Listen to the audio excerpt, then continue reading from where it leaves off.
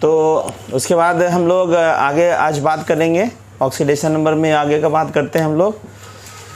तो oxidation number था क्या? चार्ज ही ना था। तो चार्ज जो प्रेजेंट रहेगा, जैसे कुछ आयन है, आपको पता है सल्फेट आयन पे चार्ज कितना होता है? सल्फेट, हाँ, तो सल्फेट आयन पे चार्ज -2 है। तो आप कह सकते हैं कि सल्फेट आयन का पूरा सल्फेट आयन का ऑक्सीडेशन स्टेट -2 होगा, सल्फेट आयन का। उसी तरह से नाइट्रेट का चार्ज कितना होता है? -1, तो पूरा नाइट्रेट का ऑक्सीडेशन स्टेट।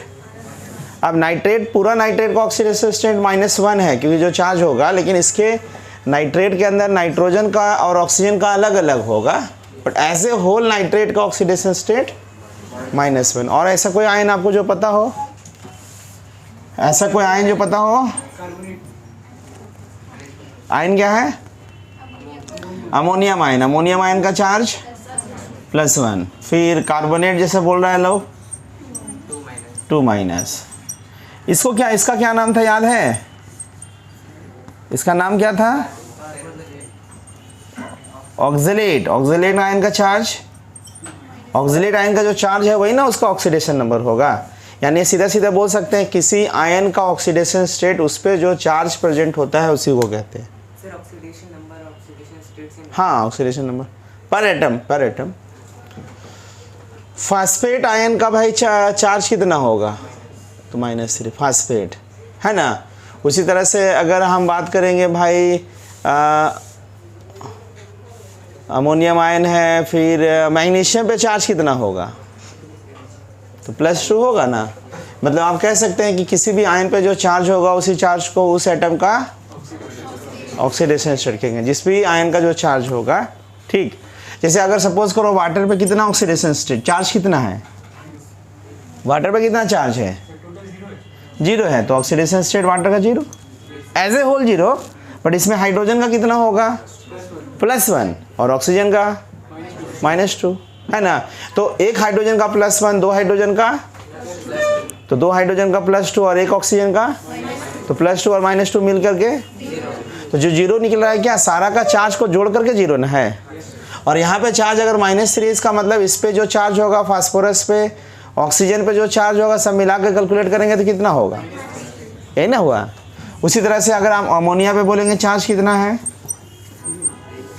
H2SO4 पे, इसका मतलब है कि H2SO4 पे कोई चार्ज 0 नहीं है। तो इसको आप लिखने के लिए लिख सकते हैं ना कि किसी भी मॉलिक्यूल का मतलब मॉलिक्यूल पे चार्ज होता है कि आयन पे चार्ज होता है?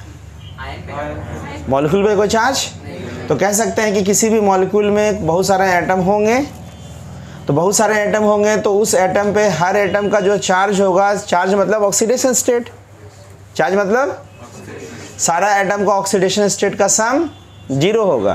किस केस में? मॉलिक्यूल के केस में। आयन के केस में क्या होगा? सारे एटम का ऑक्सीडेशन का सम उस पर जो चार्ज प्रेजेंट होगा उसके बराबर होगा ना, है ना। इसको कल लिखिए पहले, उसके बाद आगे हम लोग बात करें। आगे हम लोग कैसे निकालेंगे किसी का भाई ऑक्सीडेशन स्टेट निकालना। ऑक्सीडेशन स्टेट का मतलब क्या होता है? चार्ज ही निकालना ना, है ना। जैसे आपको हम अगर बात करें कि KMnO4, इसका नाम क्या है? अगर कभी कभी नाम लिखा रहता है पोटासियम परमैंगनेट। पोटासियम परमैंगनेट में इसका ऑक्सीडेशन नंबर निकालिए। तो ऑक्सीडेशन नंबर निकालने का क्या है भाई?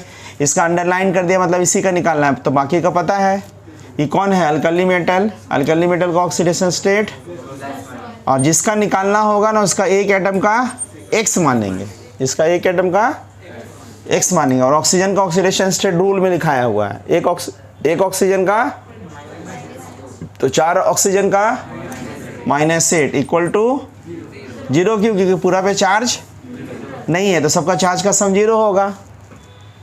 तो यहाँ X निकालेंगे, X क्या आया? तो X 7 आया, तो 7 क्या आया? तो 7 is oxidation state of manganese, oxidation state of. अब +7 का मतलब क्या हुआ भाई? कि इस मॉलिक्यूल के अंदर में बॉन्ड बनाते वक्त मैंगनीज का 7 इलेक्ट्रॉन कोई खींच लिया होगा, तब ना 7 खींचा होगा, तो 7+ आया होगा, नहीं? पक्का। उसी तरह से अगर आपसे हम कहेंगे कि H2O7, इसमें सल्फर का ऑक्सीडेशन स्टेट निकालना है, तो भाई हाइड्रोजन का रूल में था क्या? हाइड्रोजन में रूल का था क्या हाइड्रोजन का? एक हाइड्रोजन का तो 2 हाइड्रोजन है तो +2। सल्फर का क्या होगा? एक का X तो 2 है तो, और एक ऑक्सीजन का -2, 7 ऑक्सीजन का इक्वल टू, तो यहाँ पे X का वैल्यू सम करिए तो +6, 6 नहीं +6, तो +6 का मतलब है सल्फर का ऑक्सीडेशन स्टेट, मतलब एक सल्फर पे चार्ज +6 आया, मतलब इस कंपाउंड के अंदर में बॉन्ड बनाते वक्त सल्फर अगर बॉन्ड बनाया है तो एक सल्फर का 6 इलेक्ट्रॉन सब मिलके खींच लिया है, यही ना मतलब हुआ। उसी तरह से अगर हम कुछ देते हैं इसको अपने से आप निकालिए सब लोग, ज़रा जल्दी देते हैं भाई। HNO3 हम अंडरलाइन कर देंगे, उसका निकालना है आपको। HNO3, HNO2,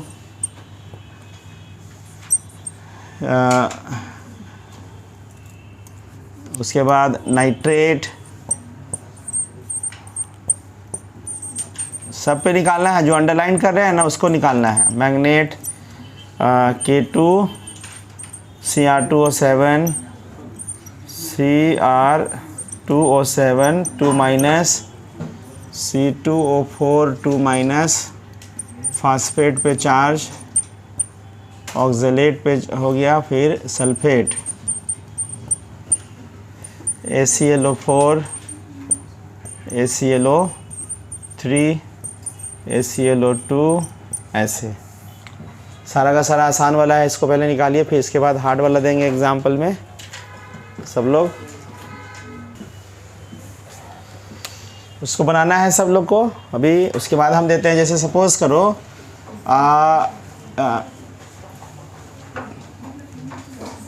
CrNH3 whole 6Cl3, इसमें क्रोमियम का निकालना है, इसमें क्रोमियम का ऑक्सीडेशन स्टेट निकालना है। कैसे निकालेंगे? ऐसे वाला कंपाउंड का नाम ना कॉम्प्लेक्स कंपाउंड या कोऑर्डिनेशन कंपाउंड नाम है। के को मतलब नहीं, अलग कंपाउंड लिख रहे थे। देखो ध्यान से, इसका निकालना है तो इसका ऑक्सीडेशन स्टेट X। अब हम इसका निकालना है ना तो हमको नाइट्रोजन हाइड्रोजन का अलग अलग की जरूरत नहीं। पूरा अमोनिया का पता है? पूरा अमोनिया कितना, अमोनिया पे कितना चार्ज था? तो पूरा अमोनिया का 0 तो 0 हो गया। ऐसे हालांकि क्लोरीन का हम रूल में नहीं लिखाए थे कि याद रखना है, लेकिन क्लोरीन यहाँ पे है, यहाँ है, लेकिन वह बॉन्ड किसके साथ है? क्रोमियम के साथ। तो क्रोमियम मेटल है कि नॉन मेटल? और आपको हम बोले थे कि जब क्रोमियम मेटल के साथ अगर क्लोरीन बॉन्ड होगा तो उसका ऑक्सीडेशन स्टेट क्या होगा? -1 बोले थे ना क्या? तो एक क्लोरीन का -1 है तो 3 क्लोरीन, तो यहाँ X का वैल्यू +3। एक और अभी K लिख रहे थे, देखो यहाँ K4FeCN6, इसका नाम है पोटासियम फेरोसाइनाइड, कॉमन नेम अगर बोलिएगा तो पोटासियम फेरोसाइनाइड। ठीक, इसमें हम आयरन का निकालना है। तो देखो इसमें क्या होगा ना, Cn का, जैसे अमोनिया का 0 था ना, वैसे Cn पे चार्ज होता है -1, तो Cn का ऑक्सीडेशन स्टेट क्या होगा? एक Cn का कितना होगा? -1। ये भी मैंने एक आयन पे अपना बात कर रहे हैं। तो पोटासियम अल्कली मेटल, एक अल्कली मेटल पे ऑक्सीडेशन स्टेट +1 तो 4 है, तो आयरन का एक Cn पे कितना चार्ज? आयन जहाँ लिखे थे ना तो वहाँ पे Cn भी लिख लीजिएगा, Cn पे माइनस चार्ज, Cn भी लिख लीजिएगा। एक ठो CO कार्बन मोनोऑक्साइड पे चार्ज 0, 2 लिख लीजिएगा, ये काम पड़ेगा बार बार, ऐसा वाला कंपाउंड है। तो एक आयरन का हो गया, X का X हो गया, Cn का एक Cn का -1 है तो 6 Cn है तो इक्वल टू, तो X का वैल्यू +2, ऐसे होगा ना। तो कोई भी कॉम्प्लेक्स होगा तो ऐसे ढूंढ सकते हैं ना आप। जैसे अगर आप ढूंढ लीजिएगा भाई NiCN होल 4 2-, इसमें निकेल का निकालना है तो X 4 Cn है तो इक्वल टू, तो X का वैल्यू +2, ऑक्सीडेशन स्टेट है ना।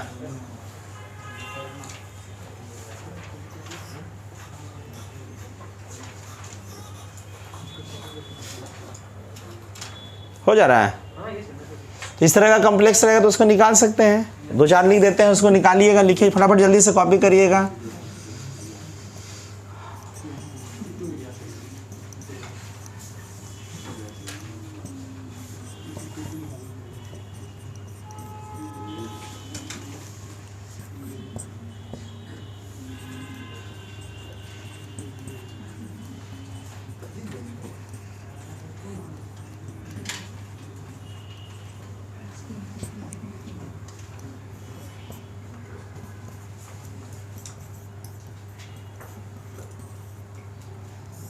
इतना ये सब बना लीजिए, कंपाउंड का नाम लिख लीजिए। हाँ, यहाँ क्लोरीन है। ओह, इसमें अंडरलाइन नहीं किए है ना, अंडरलाइन नहीं किए है मतलब इसमें अंडरलाइन यही होगा आपका। अभी हम वैसे ही एग्जांपल दे रहे हैं जिसमें एक ही सेंट्रल एटम होगा। ठीक, अब देखो आगे कुछ एग्जांपल है आपका, कुछ एग्जांपल है। देखो अमोनियम, यहाँ देखिए सब लोग, इसमें दो दो एटम का निकालने बोल रहे हैं। अमोनियम नाइट्रेट है कंपाउंड का नाम, अमोनियम नाइट्रेट।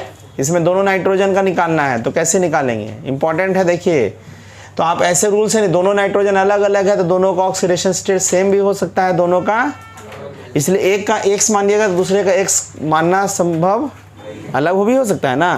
तो ऐसा वाला मॉलिक्यूल जिसमें एक ही मॉलिक्यूल में दो दो एटम है तो उसमें आप तोड़ के ही पता चलेगा। तो दोनों टूटे पानी में घोलेंगे तो अभी बताए थे ना, याद करो, ऐसे टूटेगा। अभी नहीं बताए थे कि आयन होता है, ये आयन होता है। तो जो जो आयन है वो पानी में डालने से टूट सकता है। तो आप क्या करिएगा, तोड़ने के बाद इसका और इसका निकालिएगा। तो इसका एक्स, एक हाइड्रोजन का +1 है, 4 हाइड्रोजन का +4 इक्वल टू, इसका अलग से निकाल लेते हैं। तो इसमें एक्स का वैल्यू, मतलब इसमें नाइट्रोजन, अमोनियम आयन में जो नाइट्रोजन होगा उसका ऑक्सीडेशन स्टेट -3। अब इसमें नाइट्रोजन निकालना है तो एक्स, और एक ऑक्सीजन का -2, 3 ऑक्सीजन का इक्वल टू, तो एक्स का वैल्यू +5। इसमें जो नाइट्रोजन है उसमें नाइट्रोजन का +5 हो गया नहीं। ठीक, उसी तरह से कुछ और एग्जांपल्स देते हैं। जैसे भाई FeC2O4, इसका नाम क्या बोलेंगे, फेरस ऑक्जेलेट। नाम अगर बोलेंगे फेरस, अगर नाम रहेगा तो बहुत आसान है। फेरस किसका होता था, जब 2+ है, लेकिन यहाँ तो पता नहीं कि 2+ है। इसमें अंडरलाइन होगा, इसका और इसका दोनों का निकालना होगा अंडरलाइन। तो कैसे निकालेंगे, तो पहले जब एक मॉलिक्यूल के अंदर में दो दो एटम का निकालना होगा तो पहले तोड़ना पड़ेगा। कैसे टूटेगा, याद करो, अभी थोड़ा देर पहले लिखाए थे, ऑक्जेलेट लिखाए थे, और इस पर कितना चार्ज लिखे थे, -2। तो ये टूट के किस में हो जाएगा, होगा ना, याद करो, अभी लिखाए थे तुरंत। ऑक्जेलेट पे 2 माइनस है तो इस पे टूटेगा तो 2+ होगा, तब ना दोनों मिला के न्यूट्रल होगा। देख लो ना, आयन में लिखे थे। तो आयरन का ऑक्सीडेशन स्टेट निकल गया +2। अब रहा कार्बन का निकालना, तो कार्बन का आप पूरा मॉलिक्यूल में निकाल सकते हैं, आप या ऑक्जेलेट में अलग करके निकाल लीजिए। यहाँ पे निकाल लीजिए, देखो ऑक्जेलेट में एक कार्बन का x, 2 कार्बन का माइनस इक्वल टू x का वैल्यू +3, यानी ऑक्जेलेट में जो कार्बन होगा उसका ऑक्सीडेशन स्टेट +3 होगा। नहीं, इसमें थोड़ा सा दिमाग लगाना पड़ रहा है, जो नॉर्मल लिखा रहे थे पहले वो ठीक ही है। कॉपी करो सब लोग, फिर आगे एग्जाम्पल देंगे। अभी दूसरा एग्जाम्पल देखो, यहाँ देखो सब लोग, इसका नाम क्या होगा भाई, इसका नाम अमोनियम सल्फेट।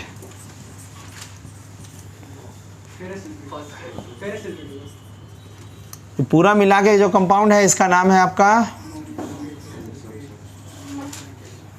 मोहर सॉल्ट। पूरा मिला के जो कंपाउंड है उसका नाम, ठीक। इसमें अंडरलाइन क्या रहेगा, नाइट्रोजन का निकालिए, सल्फर का निकालिए, आयरन का निकालिए, सल्फर का निकालिए।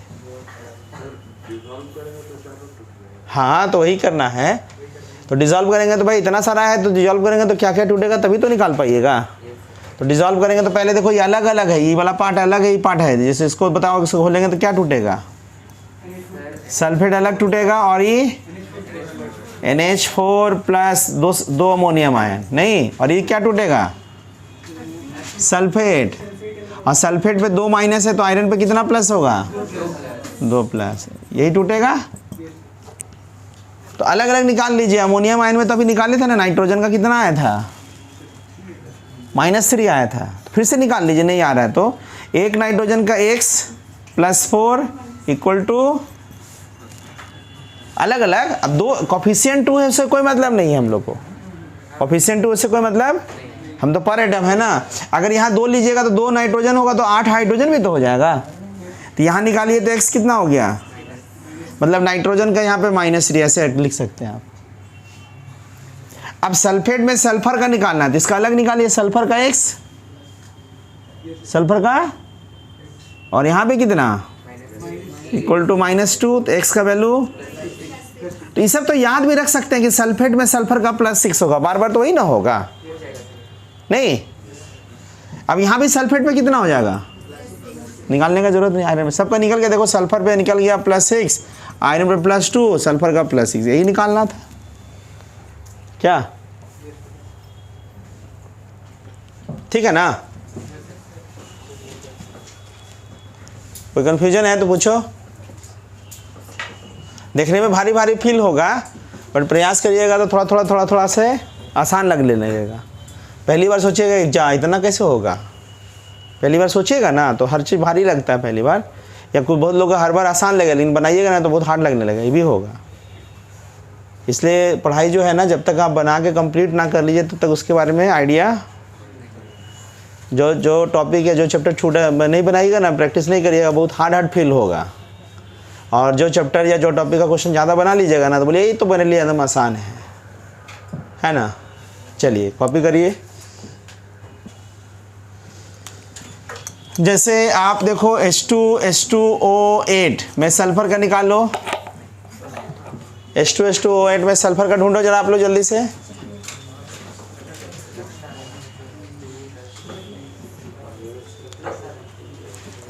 तो हाइड्रोजन का रूल है +2, सल्फर का 2x, और ये कितना हो गया, ऑक्सीजन का -16 = 0, तो x का वैल्यू +7। इसका मतलब सल्फर का +7 है। इसका क्या मतलब सिखाए थे कि सल्फर का कोई जरूर 6 इलेक्ट्रॉन, चलो 7 इलेक्ट्रॉन, लेकिन सल्फर का एटॉमिक नंबर कितना होता है 35, 16, कॉन्फ़िगरेशन, तो इसका वैलेंस इलेक्ट्रॉन, और मैक्सिमम इसका कितना इलेक्ट्रॉन को लेके जा सकता है, तो मैक्सिमम चार्ज कितना हो सकता है +6, लेकिन यहाँ +7 आया तो मतलब जरूर कोई गड़बड़ है क्या, इसका मतलब +7 इसका सही। और कभी भी ध्यान रखिएगा, कभी भी किसी मॉलिक्यूल का ऑक्सीडेशन स्टेट अगर मैक्सिमम से ज़्यादा आने लगे तो समझ लीजिए कि इसके अंदर में पेरोक्साइड लिंकेज है, ठीक। तो इसका ना सही आंसर, और ध्यान रखना, तो ऐसा कोई मॉलिक्यूल जिसमें ऑक्सीडेशन स्टेट मैक्सिमम से ज़्यादा आने लगे तो ट्रिक उसको कहते हैं कि समय समय में फेल हो जाए, ठीक, लेकिन सुनने में अच्छा लगेगा। तो इसका ऑक्सीडेशन स्टेट ध्यान रखना +7 तो नहीं होगा पक्का, लेकिन ट्रिक है कि कभी भी मैक्सिमम से अगर ज़्यादा आने लगे तो उसका आंसर चुपचाप मैक्सिमम वाला जो है वैल्यू लिख दीजिए। हाई ट्रिक है, हम इसमें नहीं बोल रहे, कॉमन ट्रिक का मतलब समझाएं कि ट्रिक का मतलब है सुनने में अच्छा लगेगा लेकिन कॉन्सेप्ट क्लियर नहीं होता है। अभी अच्छा लगेगा, एग्जाम में बहुत डगमग दिखेगा। तो हम बोल रहे हैं कि कभी भी किसी का मैक्सिमम से ज़्यादा आने लगे तो उसका आंसर मैक्सिमम होगा। ये तो आंसर आ गया, लेकिन सीखना पड़ेगा कि कैसे मैक्सिमम होगा, नहीं तो इसका मैक्सिमम के लिए स्ट्रक्चर बनाना पड़ेगा। तो जो लोग बॉन्डिंग पढ़ा है तो उसका स्ट्रक्चर थोड़ा सा बनाने में आसान फील होगा, और जो लोग बॉन्डिंग नहीं फील पढ़ा है थोड़ा बड़ा भी, उसको चाइनीज फील होगा। तो इसका देखो क्या है, 2 सल्फर है, देखो 2 सल्फर को इधर रखें, तरीका सिखाए थे, और कितना ऑक्सीजन है, क्या करेंगे 4 बांट देते हैं ऐसे, ध्यान रखना।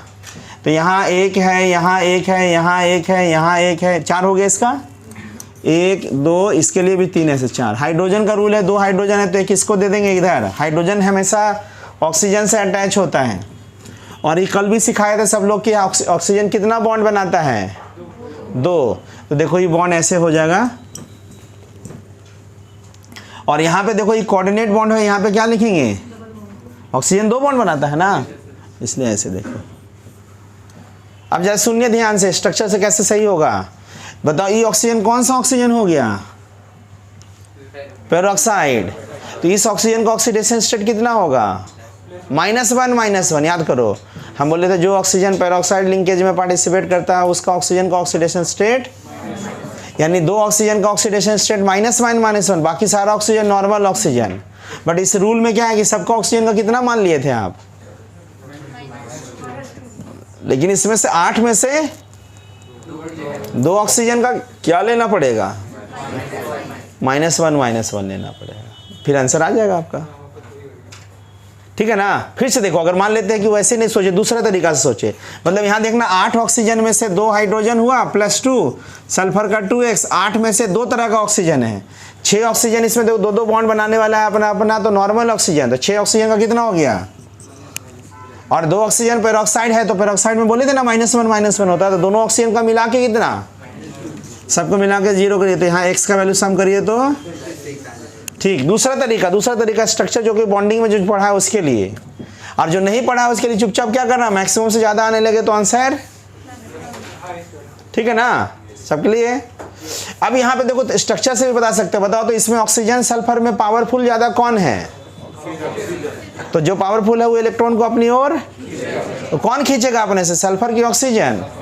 तो बताओ यहाँ पे 2 इलेक्ट्रॉन है, खींचेगा तो इसमें इसके खींचने से कितना इलेक्ट्रॉन सल्फर का गायब होगा? 1। और इधर भी खींचेगा 2, और यहाँ सल्फर का कितना इलेक्ट्रॉन लगा है? तो 2 इधर खींचेगा, 2 इधर खींचेगा, सब मिला के सल्फर का कितना इलेक्ट्रॉन खींच रहा है? कोई कितना खींच रहा है? गिन लो, 1 यहाँ सल्फर का खींचा, 2 इधर खींचा, तो 2 2 4 1 5 और 1 6, तो सल्फर का 6 इलेक्ट्रॉन खींचेगा, तो 6 ही ना प्लस आएगा। सल्फर का 6 इलेक्ट्रॉन ना खींच पा रहा है कोई, है ना, इसलिए ऑक्सीडेशन स्टेट सल्फर का, और यहाँ भी +6।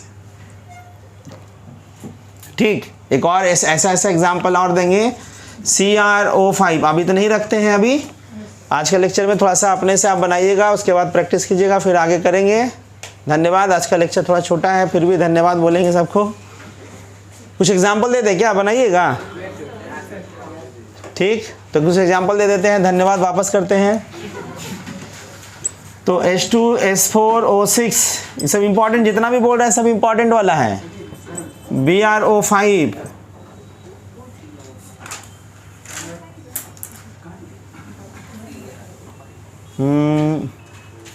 Br2O8 लिखते हैं, चलो